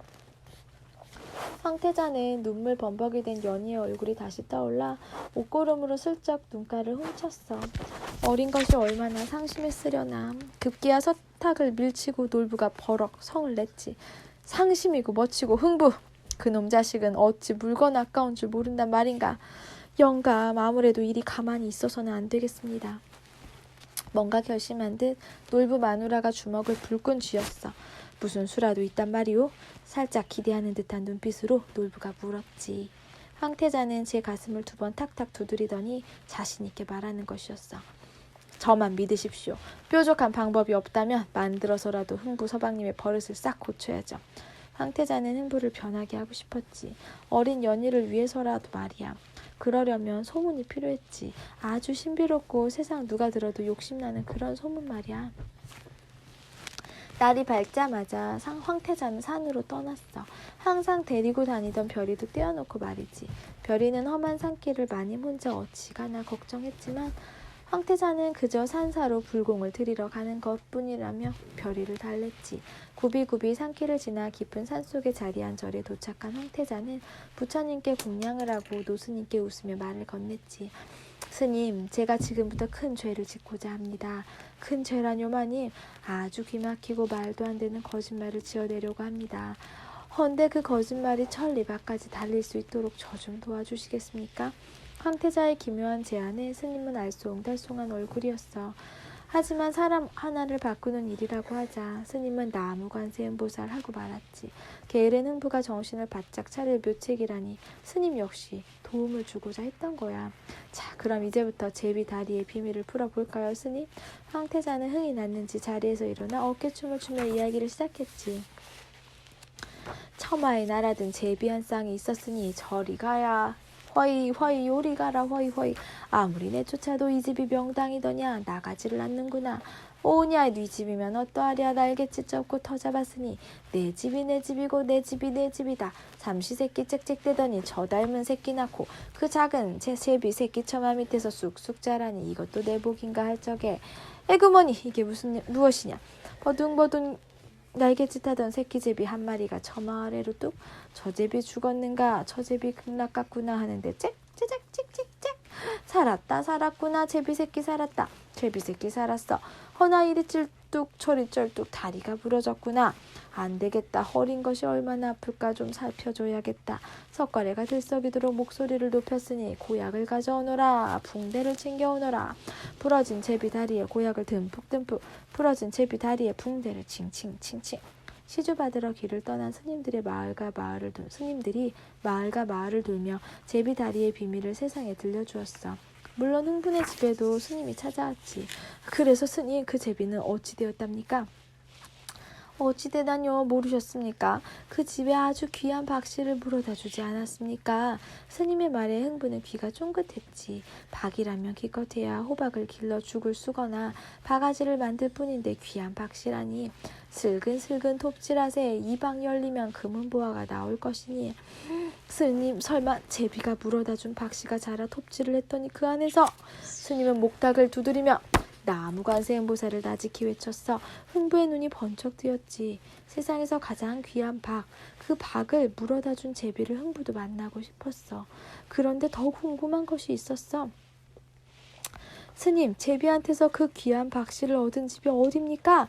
자리에서 벌떡 일어난 흥부가 당장이라도 달려나갈 기세였어. 스님은 그 어느 집에도 알려주지 않은 비밀을 옳다구나 하며 바로 대답해 주었지. 놀부요. 연놀부네. 알아? 연놀부댁 어딘지 알아? 몰라.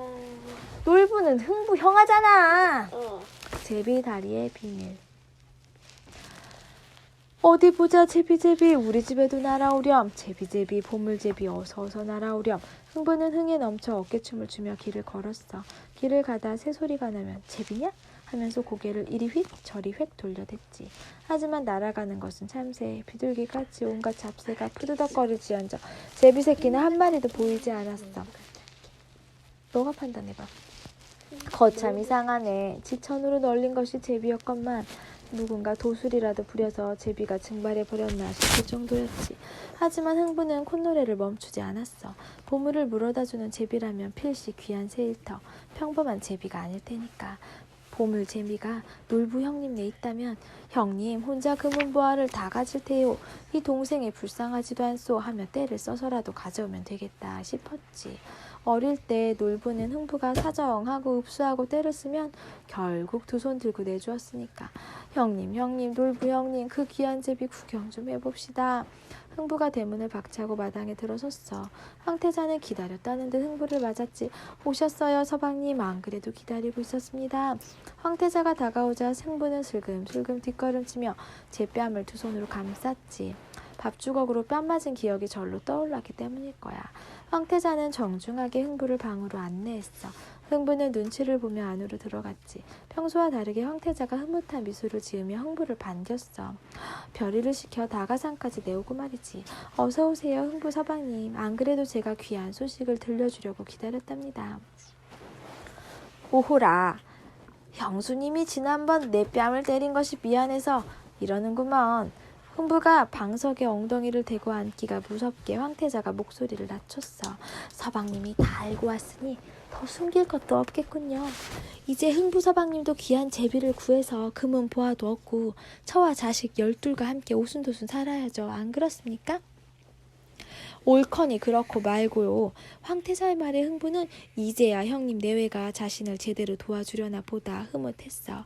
오늘 정말 잘 오셨습니다. 형님이 계셨으면 제가 입도 뻥긋하지 못하게 막았을 겁니다. 드디어 황태자의 작전이 시작되었지. 기묘하고 흥미진진한 보물 재미의 비밀을 드디어 알게 되는 건가? 흥부는 긴장한 나머지 침을 꼴딱 삼켰어.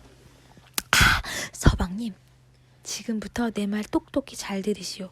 황태자는 흥부의 귀에 대고 소근소근 수근수근 속닥속닥 어디 가면 보물 제비를 찾을 수 있는지 알려주었어. 형수님, 정말 그리하면 제비를 찾을 수 있는 겁니까? 물론이죠. 하지만 제비가 과연 그런다고 올까요? 흥부는 의심스러운 눈초리로 황태자를 쳐다봤어.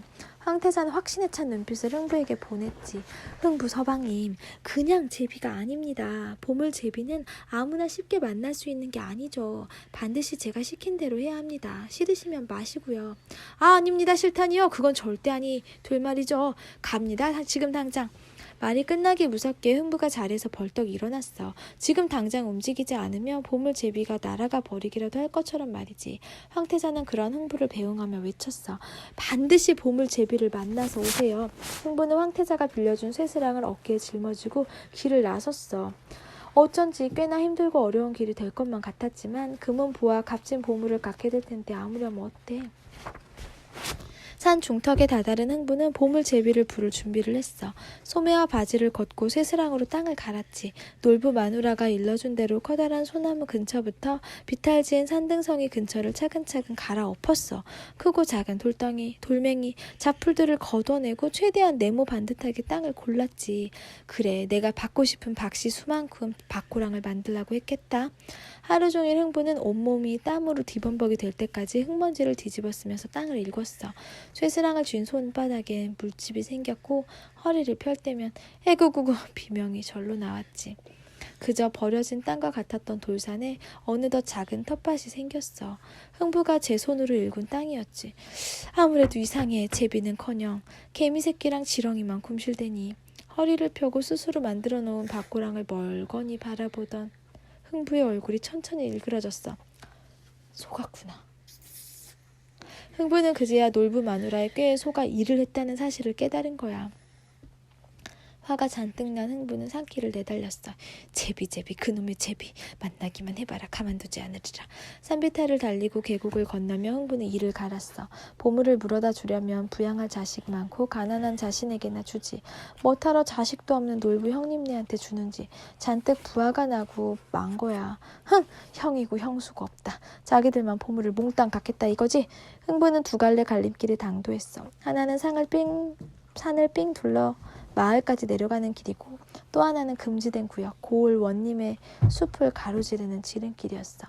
평소라면 돌아가더라도 둘러가는 길을 선택했겠지만 화가 잔뜩 난 흥부는 이성을 잃고 금줄이 쳐진 원님의 숲으로 발길을 옮겼지. 붉은 굶주리 앞을 가로막았지만 흥부는 아랑곳하지 않았어. 화가 나서 쇠스랑으로 땅을 쾅쾅 두드리고 나무를 퍽퍽 치면서 길을 걸었지. 흥부가 지나간 자리는 땅이 파이고 나무에 상처가 났어. 원님의 숲인데 말이야. 고을 원님은 욕심 많은 탐관오리로 악명이 높은 사람이었지. 금추를 쳐놓은 이 숲도 어느 부자의 땅을 빼앗은 것이었어. 좋은 나무와 산삼이 나는 명당으로 유명했거든. 그런 원님의 숲에 발을 들인 것도 모자라 나무에 생채기를 냈으니 원님이 알게 된다면 불벼락을 맞을 일이었지. 그때였어. 흥부의 머리 위로 푸드덕 새가 날았어. 맑은 하늘을 휙 가로지르며 근처 소나무에 앉은 새는 흥부가 그토록 찾아 헤매던 제비였지. 혹시 너냐? 너로구나. 형수님 말이 거짓이 아니었나? 이제야 왔구나 보물제비. 흥부는 반가운 마음에 쇠스랑을 내던지고 나무를 타기 시작했어. 한 뼘 올라가면 주르륵 아래로, 두 뼘을 올라가면 주르륵 또다시 아래로. 하지만 흥부는 포기하지 않았지. 드디어 보물 제비를 만났는데 포기라니. 제비도 날아가지 않고 제 발 아래를 내려다보며 올 테면 와봐라 하는 양 흥부를 지켜보고 있었어. 드디어 보물이 내 손에 들어오는구나. 하지만 흥부를 기다리고 있는 건 금은보화를 물어다줄 보물 제비가 아니었어. 나무 아래로 주르륵 떨어진 흥부 앞에는 오라를 든 포졸들이 서 있었지. 그 사이로 화가 잔뜩 난 원님이 나타났어. 흥부를 매섭게 노려보고 있었지. 그게 아니옵니다. 저 한 번만 살려주십시오. 그제야 흥부는 자신이 원님의 숲에 허락 없이 들어왔다는 것을 깨달았지. 그런 흥부를 비웃기라도 하듯 나무 꼭대기에 앉았던 제비는 푸른 하늘을 향해 날아가 버렸어. 구름 속으로 사라져 버렸지. 붉은 오랏줄에 꽁꽁 묶인 흥부는 구름 속으로 날아가는 제비를 향해 손을 뻗지도 못한 채 제비 내 보물 제비만 하염없이 불러댔나 봐. 진짜 가족의 힘.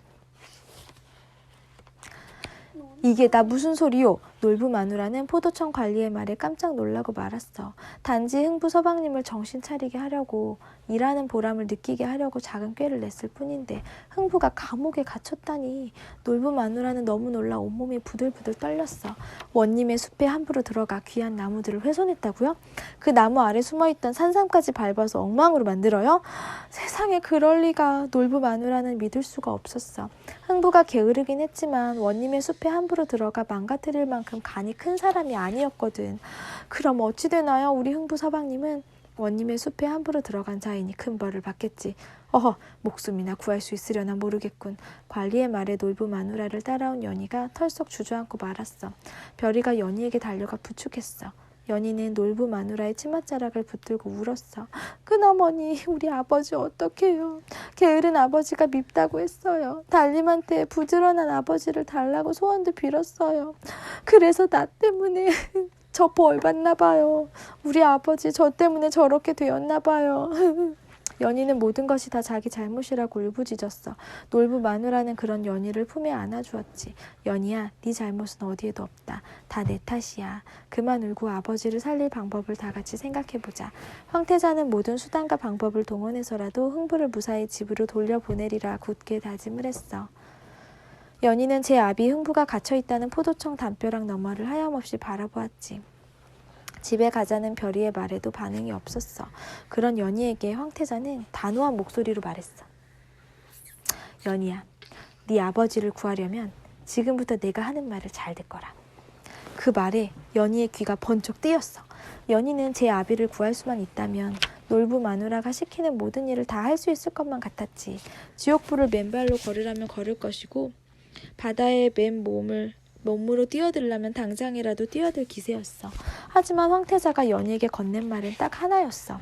진짜 가족의 힘을 보여줘야 한다. 이제부터 네가 너희 집의 가장이야. 그러니 아버지가 집으로 돌아올 때까지 식구들을 잘 살펴야 해. 연희는 의아했어. 아버지를 구하는 일과 자신이 가족을 살피는 일이 무슨 상관이 있을까 하고 말이지. 하지만 놀부 마누라의 굳은 얼굴을 보자 마음, 가슴 한구석에서 뜨거운 기운이 몰려드는 것이었어. 오늘의 내가 조금씩이라도 변하지 않으면 내일은 늘 오늘과 같을 게다. 연희가 놀부네 가서 처음 일하던 날 놀부 마누라가 연희에게 했던 말을 떠올렸어. 정말 그 말대로 아버지가 집으로 돌아올 때까지 가족들을 잘 살피고 있으면 모든 것이 다 해결될 것 같았어. 큰어머니, 저 잘할 수 있어요. 아버지 오실 때까지 우리 가족 제 손으로 잘 보살필게요. 그러니까 우리 아버지 꼭 집으로 돌아오실 수 있게 도와주세요. 그럼 당연하지. 최선을 다하마. 우린 한 가족이 아니더냐. 집으로 돌아간 연희는 아버지 소식에 식음을 전폐하고 들어누운 어머니부터 살폈어. 막내 갓난아이에게 젖을 물리는 것도 있고 흥부에 쳐는 눈물바람이었지. 연희는 그런 어미에게 쌀죽을 끓여서 억지로 수저를 들게 했어. 지아비가 감옥에 갇혔다는 청천벽력에 의욕을 잃은 흥부 마누라는 연희의 정성에도 고개를 내저을 뿐이었지. 어머니 정신 차리세요. 이렇게 넋을 놓고 계시면 우리 막내는 어째요? 저 갓난아이가 불쌍하지도 않아요? 어머니가 기운을 내야 아버지도 돌아오시죠. 아버지가 돌아오셨을 때 우리 막내가 아프다고 호통이라도 치시면 어쩌려고요. 그제야 흥부 마누라는 찬 바닥에 누워 배가 고파 목청껏 울어대는 막내를 바라보았지. 어린 것이 무슨 잘못이 있을까? 막내를 낳고 기뻐하던 흥부의 모습이 떠올랐지. 흥부 마누라는 고개를 끄덕이는 연희의 눈을 가만히 들여다봤어. 연희의 눈동자 속에 초췌한 모습으로 넋이 나간 초라한 여자가 들어있었어. 12명 아이들의 어미라고 볼 수 없는 나약하고 무기력한 모습이었지. 그리고 천천히 손바닥만한 방을 둘러보았어. 제대로 입히지도 먹지도 씻기지도 못하는 아이들이 한데 뭉쳐 싸우고 배고프다고 아우성치는 모습을 똑똑히 보았어.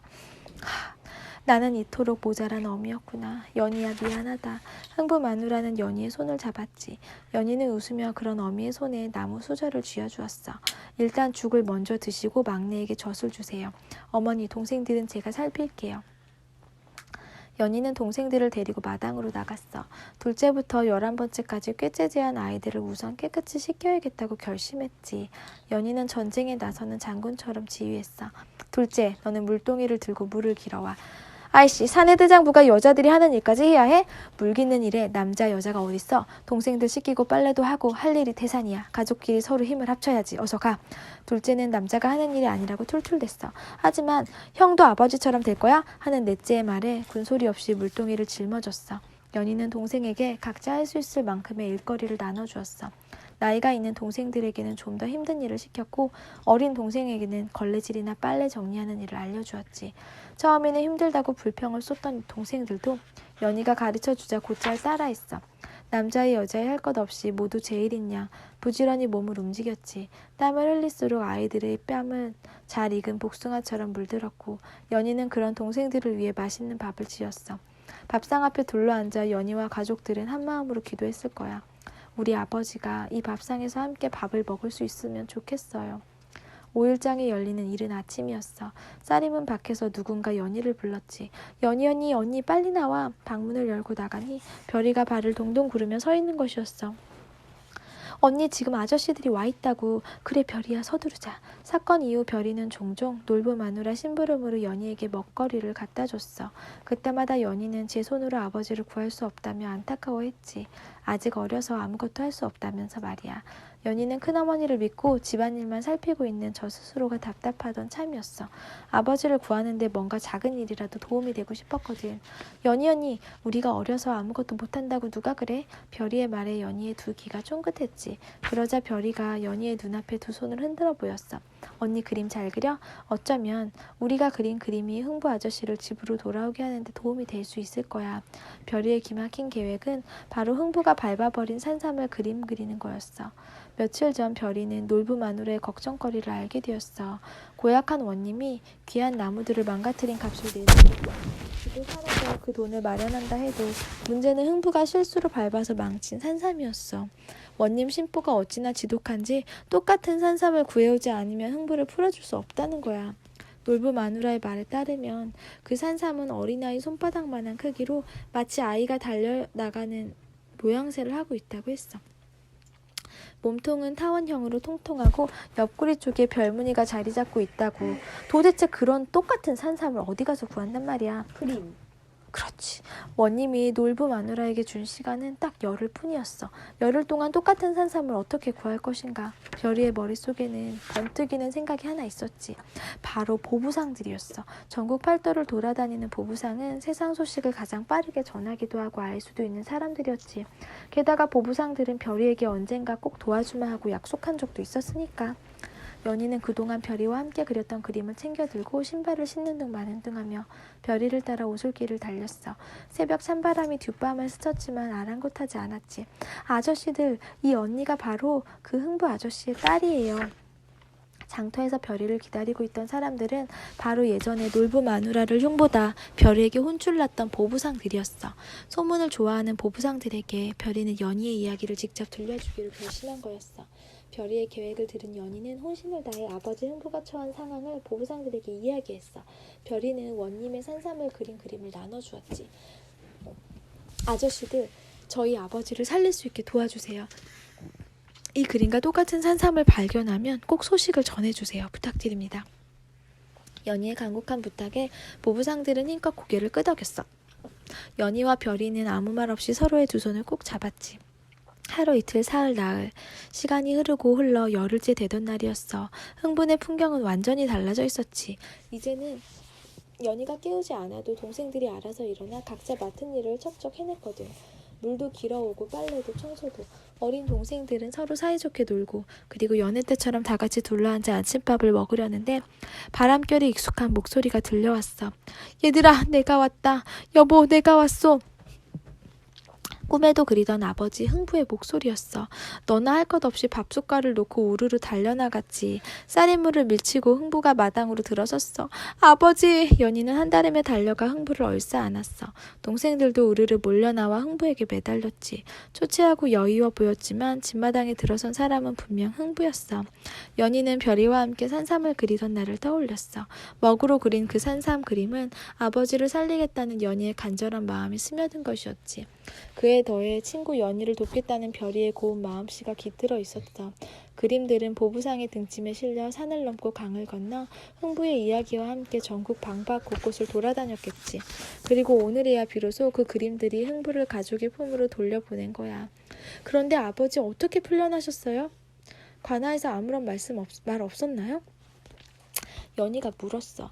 흥부 마누라도 그게 가장 궁금했지. 그러게 말이다. 나도 그걸 모르겠어. 관리가 오더니 1,000원인 줄 알라며 모든 게 다 예전으로 돌아갔으니 이번만 용서한다고 그러더라고. 흥부도 알쏭달쏭한 표정을 지었어. 욕심 많은 원님이 그냥 풀어줄 리 없을 건데 아무튼 무사하니 다행이에요. 흥부 마누라가 흥부의 손을 잡으며 눈물을 글썽였지. 연희는 쌀이문 너머를 바라보았어. 오솔길 끝자락에서 눈에 익은 노랑 저고리를 본 것 같았거든. 별이의 저고리 말이야. 그 저고리가 버드나무 아래서 작은 꽃잎처럼 하늘거렸거든. 아무래도 진짜 보물제비가 우리 집에 왔었나 보다. 연희는 혼잣말을 했어. 보물제비가 아버지를 무사히 집으로 돌려보내준 것이라고 속삭였지.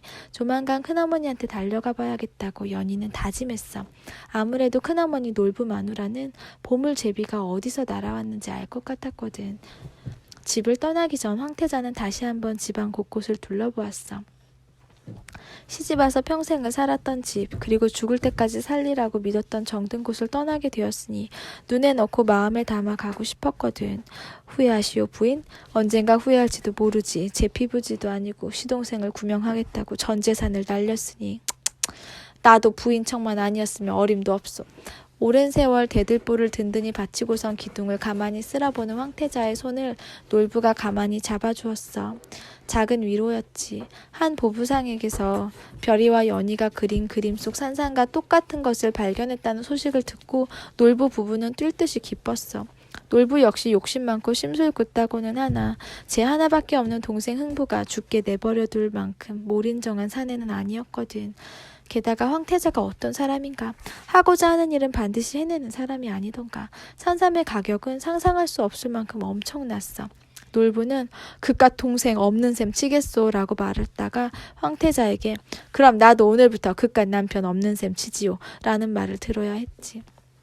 결국 놀부는 놀부 마누라의 뜻에 따라 집을 팔아 산산값을 마련한 거야. 진짜 속상하지 않아? 황태자는 놀부를 보며 웃었어. 후회라뇨. 우리 19일인데요. 다시 그 선택의 순간이 와도 나는 이 집 재산을 다 팔아서 흥부 서방님을 구할 거예요. 놀부가 허허 웃으며 놀부 마누라의 등을 두드려 주었지. 장하다고 톡톡, 고맙다고 톡톡, 어서 가자고 톡톡.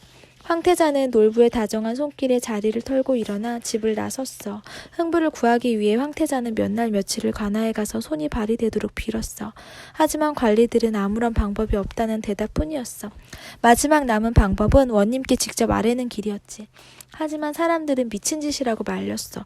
누가 부녀자의 청을 들어주겠냐는 거야. 그것도 죄인 가족의 말을 말이야. 하지만 황태자는 포기하지 않았어. 놀부도 소용없는 일이라고 만류했지만 황태자는 그럴 수 없었어. 연희와 약속했기 때문이었어. 모자라고 부족해도 아비는 아비였어. 사또의 백성 황태자가 한 가지 청을 드리옵니다. 몇 날 며칠 밤낮 없이 온종일 놀부 마누라는 고을 원님이 지내는 관아 앞에 앉아 큰 소리로 외쳤어. 지성이면 감천이라고. 그 우렁찬 목소리는 높은 담을 넘어 원님의 귀에까지 들어갔지. 웬 미친 여자가 거래를 하잔다는 말에 원님은 괘씸하기도 궁금하기도 했어. 귀한 것은 빼앗고 보는 탐관오리인 까닭에 원님은 놀부 마누라의 청을 거절할 필요가 없었지. 그래서 직접 만나보기로 한 거야. 황태자는 제 앞에 나타난 원님을 보고 숨을 한 번 크게 삼키더니 침착하게 말했어. 제 시동생 흥부가 죄를 지었다고는 하나 나쁜 마음을 먹고 일부러 그런 것은 아닙니다. 살려서 집으로 가족에게 돌려보내주시옵소서. 아무 대가 없이 잘못한 일을 그냥 없던 일 것으로 해달라. 허허, 도둑 심보가 아니냐. 원님이 크게 호통을 쳤지. 하지만 황태자는 당황하지 않고 제 뜻을 알렸어. 아닙니다. 사또의 귀한 숲을 망쳤으니 예전 그대로의 모습으로 돌려놓겠습니다. 풀 한 폭이 먼지 한 톨까지요. 좋다. 해볼 테면 해보거라. 대신 모든 것이 똑같아야 한다. 그러나 문제는 쉽지 않았어. 망가진 나무와 꽃은 다시 심는다지만 문제는 흥부가 밟아서 엉망이 된 산삼이었어. 하필이면 50년이나 된 아주 귀한 산삼이었지. 산삼까지 제자리에 그대로 둬야만 흥부가 풀려날 수 있었어. 그 길로 농부와 놀부 마누라는 선택을 했어. 집과 땅, 갖고 있는 전 재산을 처분해서라도 50년 된 산삼을 백방으로 소소문에 구하기로. 그것은 흥부의 목숨값이었지. 하지만 똑같은 산삼을 구한다는 것은 불가능해 보였어. 다행히 연희와 별이의 그림 덕분에 그리고 보부상들의 도움으로 놀부 마누라는 산삼을 구할 수 있었어. 결국 흥부는 가족들 품으로 되돌아왔고 놀부와 놀부 마누라는 정든 집을 팔고 떠나게 된 거야. 별아, 우리와 함께 가면 고생할 텐데 괜찮겠니? 이제 큰 집에서 살 수 없고 맛난 음식도 먹을 수 없을지 모르는데 황태자가 별이에게 말했어. 다른 하인들은 제 갈 길을 찾아 떠났건만 별이는 놀부 마누라의 손을 말없이 꼭 잡았지. 마님은 제게 가장 귀한 분이신데 제가 어찌 떠납니까? 같이 갈래요. 가족은 힘들 때일수록 함께 있어야 한다고 하셨잖아요. 잊으셨어요? 별이의 말에 황태자는 환하게 웃었어. 대궐 같은 집이 아니어도 괜찮았지. 놀부는 재산을 모으는 일이라면 물불 안 가리고 덤벼드는 사람이니 아침부터 밤까지 일을 할 테고 별이와 놀부 마누라는 손재주가 좋으니 세 식구가 서로 버팀목이 되어준다면 어려울 게 세상천지 어디에도 없을 테니까. 늦기 전에 어서 떠납시다. 부인 말대로 더 넓은 곳으로 가서 더 큰 부자가 되어보겠소. 놀부의 말에 두 사람은 발걸음을 재촉했어. 놀부가 앞장서고 그 뒤를 별이가, 마지막으로 놀부 마누라가 따라 걸었지. 동네를 벗어날 무렵 누군가 놀부 마누라를 애타게 불렀어. 연희였어. 큰어머니, 큰어머니. 연희의 목소리에 세 사람은 발걸음을 멈췄어. 숨이 턱까지 찬 연희가 숨을 몰아쉬며 놀부 마누라 앞에 다가왔어. 늘 그랬던 것처럼 연희는 작은 손으로 놀부 마누라의 치맛자락을 움켜잡았지. 왜 그러니 아가? 아버지가 집으로 아직 돌아오지 않았니? 아니요. 아버지는 무사히 돌아오셨어요. 큰어머니. 제 아버지 때문에 이렇게 떠나시는 거예요? 아니, 큰아버지와 난 노후를 편히 보내기 위해서 떠나는 거란다. 우린 더 넓은 세상에 나가서 더 큰 부자가 되려고 길을 나서는 거야. 황태자는 연희가 왜 달려왔는지 다 안다는 얼굴로 가만히 연희의 까만 머리를 쓰다듬어 주었어. 그리고 또박또박 천천히 연희에게 말을 건넸지. 넌 세상에서 내가 본 중에 가장 귀한 아이야. 그러니 연희야, 앞으로 올 새로운 세상에서 든든한 기둥이 되어야 한다. 알겠지? 연희는 대답 대신 연신 고개를 끄덕였어. 큰 소리로 대답하고 싶었지만 소리를 내면 울 것만 같았거든. 놀부 마누라의 웃는 눈매를 보니 눈물을 흘려서는 안 될 것 같았지. 연희는 고개 너머로 놀부네 식구가 떠날 때까지 손을 흔들었어. 시간이 흘러 해마다 봄이 오고 수많은 제비가 날아온다 해도 연희는 제 마음속 진짜 보물 제비를 잊지 못할 거라고 믿었지. 끝. 나는 황태자 놀부 마누라옷이다. 이송현 글, 이갑규 그림.